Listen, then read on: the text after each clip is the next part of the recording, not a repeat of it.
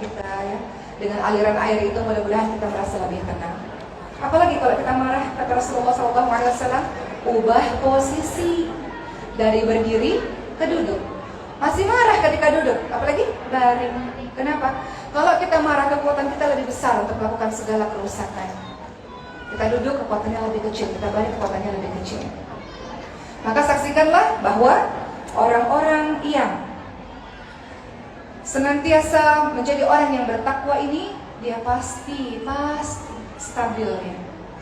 Dia mampu menahan amarahnya, teman-teman sekalian.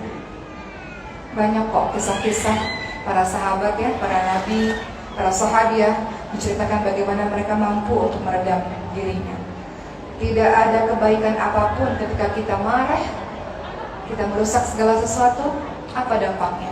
Tapi kalau kita mampu untuk bersabar, kita mampu untuk menahan, maka selalu ada buah kebaikan atas sebuah kesabaran. Betul ya Bu ya? Berikutnya, apalagi yang harus dilakukan untuk orang-orang yang bertakwa ini? Kita mau keluarga kita keluarga yang bertakwa, yang insya Allah masuk ke surganya Allah. Selain kita menahan marah kita, ternyata yang ketiga adalah kita memaafkan kesalahan orang lain. Memaafkan kesalahan pasangan kita, memaafkan kesalahan orang tua kita, memaafkan kesalahan anak-anak kita. Mudah nggak kira-kira? Mudah nggak kira-kira Bu? Susah ya? Saya maafin, tapi saya nggak bisa lupa seumur hidup. Boleh kita belajar sama anak kecil, teman-teman sekalian? Betapa tulusnya hati mereka. Tulus sekali. Ketika bertengkar, 5 menit kemudian sudah berteman? Dendam nggak? Terkadang anak kecil menjadi guru untuk kita, betul? Kalau kita marah sama orang bisa dendam terus-menerus. Tapi lihatlah seorang anak kecil yang suci, yang bersih ini, kita belajar ketulusan hati untuk memaafkan. Maka teman-teman sekalian, kita maafkan. Kita maafkan orang-orang atau pasangan atau anak-anak atau siapapun dalam keluarga kita yang menyakiti kita. Dia buat salah sama kita, kita juga pernah buat salah sama dia. Kenapa kita harus ingat-ingat terus? Sehingga seolah-olah dia buruk, padahal dia punya banyak kebaikan. Makanya dalam surah An-Nisa ayat 19 dikatakan, wa'ashiruhunna bil ma'ruf. Pergaulilah pasanganmu itu dengan baik. Fa in karihtumuhunna fa 'asa an takrahu syai'an wa yaj'alallahu fihi khairan katsira. Kita disuruh sabar. Sabar. Bisa jadi ada kebaikan yang banyak. Kita lihat di sisi-sisi lain ada kebaikan yang banyak pada diri pasangan kita mungkin atau pada diri anak-anak kita. Jadi kita diminta untuk apa tadi Bu? Yang ketiga, mudah memaafkan kesalahan. Mudah memaafkan kesalahan. Saya mau kisahkan satu cerita yang mudah-mudahan ini menjadi pembelajaran untuk kita semua. Ini berlaku dalam setiap hal, tidak hanya kepada keluarga tapi kepada setiap hal. Pernah mendengar berita bohongnya Siti Aisyah radhiyallahu anha?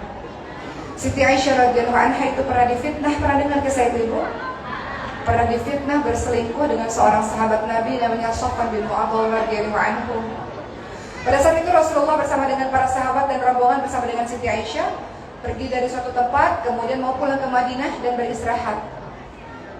Kemudian di zaman itu biasanya para perempuan duduk di atas unta yang tertutup.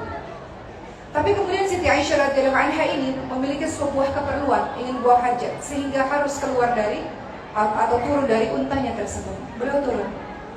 Kemudian Rasulullah SAW dengan para sahabat-sahabatnya, teman-teman sekalian, pulang ke kota Madinah tidak menyadari Siti Aisyah tertinggal di tempat itu. Ketika Siti Aisyah kembali, Siti Aisyah terkejut.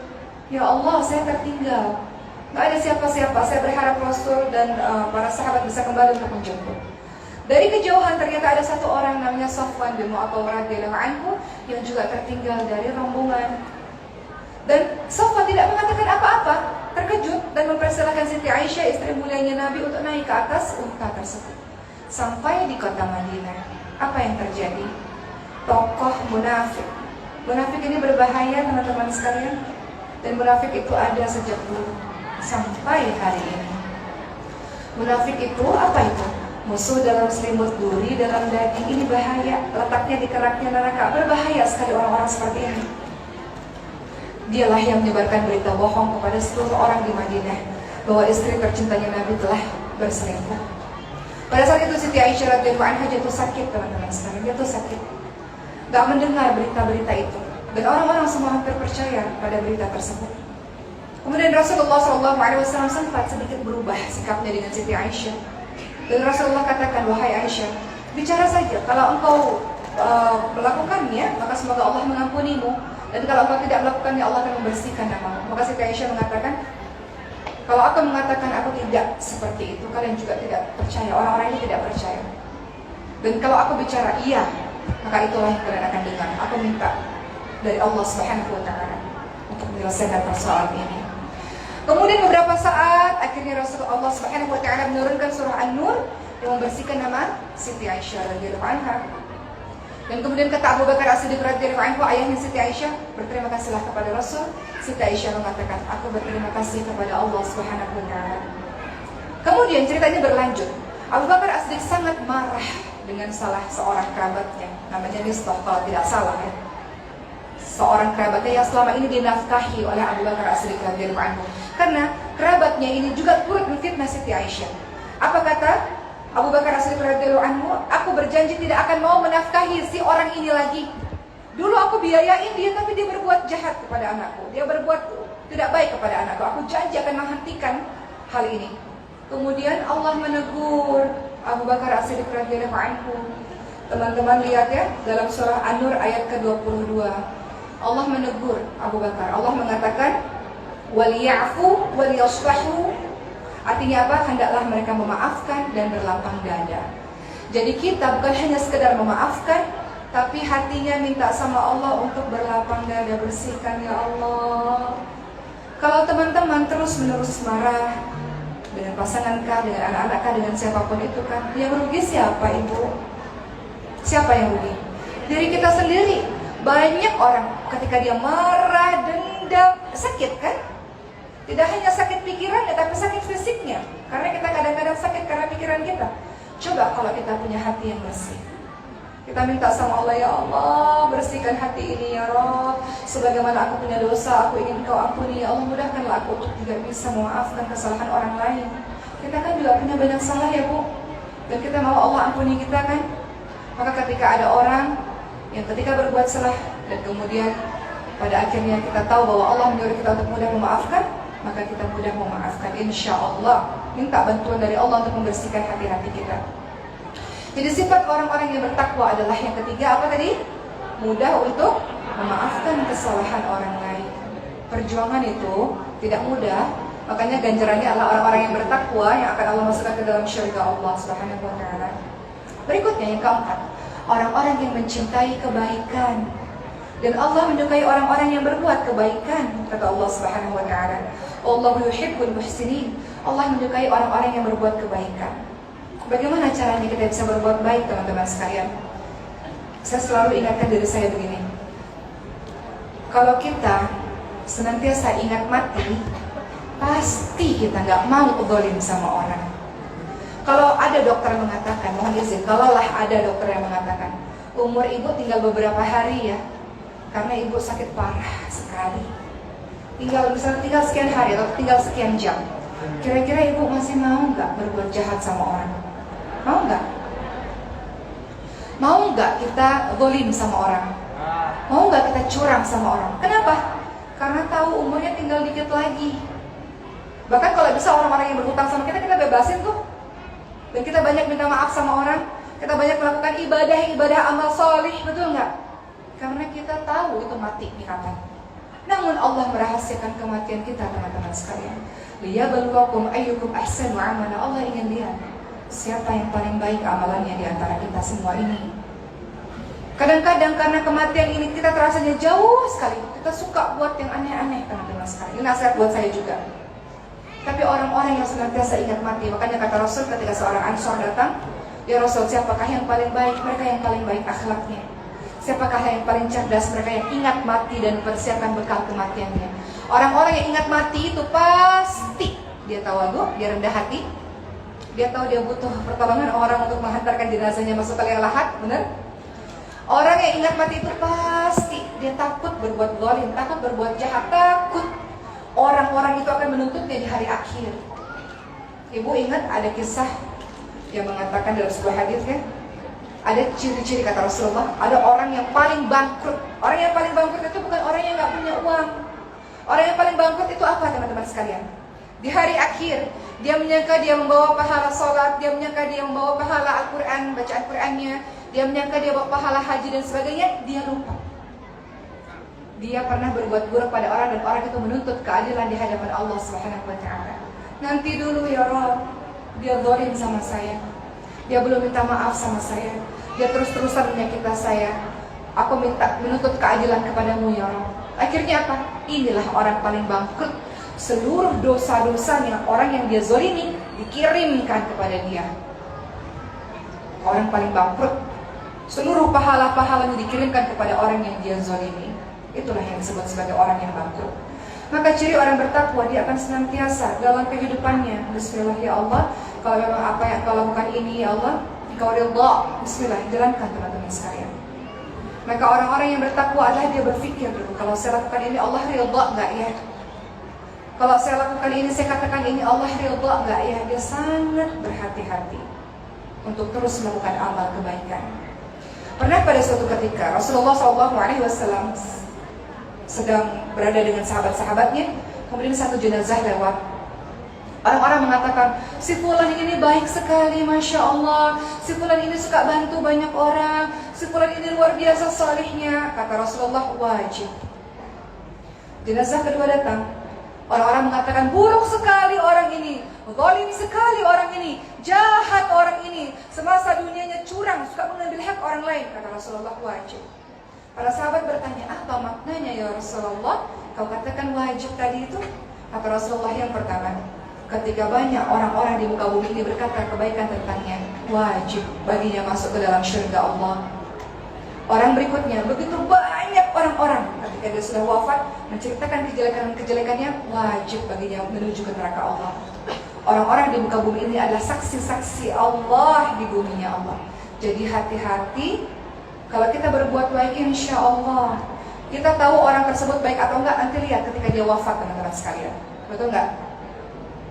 Saya punya seorang teman, saya ceritakan di ceramah sebelumnya. Beliau seorang pengusaha sukses. Ternyata hobinya apa? Sedekah. Wafatnya itu ketika menghantarkan sedekah ke panti asuhan. Ketika beliau meninggal dunia, ramai yang datang. Dan yang datang pada bersaksi, saya dulu dibantu melunaskan hutang, saya dulu dibantu anak saya disekolahkan, saya dulu sakit dibantu oleh ibu ini, banyak. Akhirnya orang-orang paham, Masya Allah, kita kira sedekahnya cuma sekian, ternyata banyak orang yang bersaksi betapa baiknya dia. Kita kan mau begitu teman-teman sekalian, betul nggak? Makanya nanti kalau saya kenapa-napa, ibu bersaksilah itu ya. Atau kalau ibu kembali kepada Allah, bersaksilah di hadapan Allah bahwa kita pernah berada di masjid ini bareng-bareng. Panggil saya juga, saya mau juga masuk surga seperti ibu-ibu sekalian. Jadi, insya Allah ya Bu ya, mudah-mudahan ya, insya Allah. Kita nggak pernah saling kenal secara dekat, tapi insya Allah hati-hati kita menyatu, insya Allah, karena keimanan kepada Allah Subhanahu wa Ta'ala. Jadi, kalau kita ingin keluarga kita dirindukan surga, maka pastikan suami kita support dia ketika dia buat baik. Ketika suami kita bakti sama orang tuanya, kita dukung dia. Jangan malah mengatakan, kamu pilih saya atau pilih ibumu, nggak begitu. Kita dukung dia berbuat baik kepada kedua orang tuanya. Anak-anak kita mau berbuat baik, kita dukung dia untuk berbuat baik. Wa ta'awanu 'alal birri wat taqwa wa la ta'awanu 'alal itsmi wal 'udwan. Kita tolong menolong dalam kebaikan dan takwa. Jangan tolong menolong dalam dosa dan permusuhan. Begitu kata Allah Subhanahu wa Ta'ala. Kita mau jadi orang baik, betul ya Bu? Kita ingin jadi hamba Allah yang baik, ya Rob. Mau jadi anak yang baik, mau jadi istri yang baik, mau jadi ibu yang baik, betul ya Bu? Maka itulah sifat orang-orang yang bertakwa. Tentu kita manusia biasa, kadang kita belok sana, kadang kita belok sini. Betul, gak ada manusia suci bersih tanpa dosa. Kata Rasulullah, semua manusia berbuat dosa. Sebaik-baik orang yang berbuat dosa adalah mereka yang bertaubat kepada Allah Subhanahu wa Ta'ala. Terkadang dalam keluarga kita ada yang hijrahnya kita duluan, teman-teman sekalian. Kadang-kadang ibunya suka ngaji, bapaknya masih belum misalnya. Tapi banyak kisah bagaimana sang istri ini dengan kesabaran yang luar biasa, doa terus-menerus, suaminya dia ajak, alhamdulillah. Akhirnya buah kesabaran. Masya Allah, insya Allah. Makanya doa terus, Rabbana hablana min azwajina wa dzurriyyatina qurrata a'yun waj'alna lil muttaqina imama. Rabbana hablana min azwajina wa dzurriyyatina qurrata a'yun waj'alna lil muttaqina imama. Doa terus. Ya Allah, jadikanlah pasanganku, anak-anakku penyejuk hati untukku ya Allah. Dan jadikanlah aku imam bagi orang bertakwa, alias menjadi petunjuk untuk orang-orang lain bisa berbuat kebaikan. Inspirator-inspirator kebaikan. Begitulah teman-teman sekalian. Umurnya umat Rasulullah kan pendek ya. Umur umat Rasulullah 60-70 tahun kan Bu. Banyak kematian tiba-tiba kan, kematian mendadak kan. Mau ngapain lagi? Sudah terlalu dekat pertemuan kita dengan Allah. Banyak kematian-kematian mendadak di hadapan kita. Mudah-mudahan kita menjadi bersemangat untuk beramal saleh. Tadi saya tanya sama salah seorang ketua majelis ta'lim. Sudah 20 tahun beliau, Masya Allah ya, saya kagum sekali dengan beliau. Tadi sebelum masjid ini, Bu nasihatin saya suka sekali Bu nasihat kepada orang-orang tua, karena pengalaman beliau Masya Allah banyak sekali. Kemudian beliau katakan, selagi ada kesempatan, ambil kesempatan itu untuk berlaku baik, untuk beramal saleh. Kita ini lagi berlomba kan, fastabiqul khairat, berlomba-lomba dalam kebaikan. Selagi ada kesempatan, ambil itu untuk beramal saleh. Karena kita nggak tahu umur kita kapan. Ayah saya tidur nggak bangun lagi Bu, 8 bulan yang lalu meninggal dunia. Doakan ayah saya ya Bu, semoga beliau dimasukkan ke dalam syurga Allah Subhanahu wa taala. Kemarin saya datang ke seorang teman umurnya 13 tahun juga meninggal dunia. Kemarin anaknya Ustaz Arifin Ilham, almarhum Arifin Ilham, Amar, 21 tahun meninggal dunia. Mendadak kan? Ya, cepat. Juga wali kota Bandung kemarin Bu ya, Mang Odet juga wafat mendadak. Kita semua menunggu giliran. Mau ngapain lagi? Termasuk saya nih yang lagi ngomong nih. Saya nggak tahu nih nanti pulang-pulang atau seperti apa, saya nggak tahu. Nah, mudah-mudahan kita bersemangat dan kita ajak, insya Allah kita minta sama Allah berikan keistiqamahan dalam beramal baik, beramal saleh, insya Allah, dan berikan kekuatan, kesabaran beramal saleh. Sabar kan ada 3 teman-teman sekalian. Sabar dalam meninggalkan kemaksiatan, sabar dalam menghadapi ujian, dan sabar dalam beramal saleh. Untuk jadi orang saleh itu sabar dan perlu keistiqamahan. Makanya teman-teman kalau salat, teman-teman katakan pada Allah kan, ihdinas siratal mustaqim, ya Allah, tunjukilah kami jalan yang lurus, ya Allah. Begitu kan Ibu sekalian? Atau ada doa yang sering sekali diucapkan oleh Rasulullah SAW. Apa itu? Doa istiqamah. Saking istiqamah itu nggak mudah. Apa kata Rasulullah? Ya muqallibal qulub, tsabbit qalbi ala dinik. Ya Allah yang membolak-balikkan hati, hari ini aku baik ya Allah, besok buat jahat lagi ya Rabb. Hari ini nyesal tobat, besok buat lagi ya Allah. Hari ini buat salah, besok buat benar. Buat salah lagi, besok buat benar lagi. Ya Allah, tetapkan hati ini atas agamamu ya Rabb. Kita mau jadi orang-orang yang baik dengan segala kekurangan kita teman-teman sekalian. Maka minta sama Allah. Siapa yang bisa kasih kekuatan kita untuk berbuat baik? Allah. Betul nggak? Yang menggerakkan ibu datang kemari, insya Allah lillah karena Allah. Siapa? Allah. Yang buat ibu mau baca Quran lama-lama, siapa yang buat itu? Allah. Yang buat teman-teman mau qiyamul lail, salat malam, menghidupkan malam, siapa? Allah. Maka minta sama Allah taufik, minta sama Allah pertolongan agar kita dimampukan untuk berbuat baik, beramal saleh.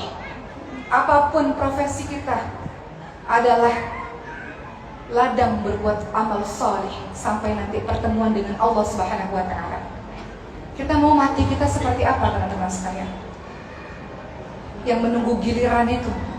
Kita mau mati kita dalam keadaan dipanggil, ya ayyatuhan nafsul mutmainnah, irji'i ila rabbiki radiyatan mardiyah, fadkhuli fi 'ibadi wadkhuli jannati.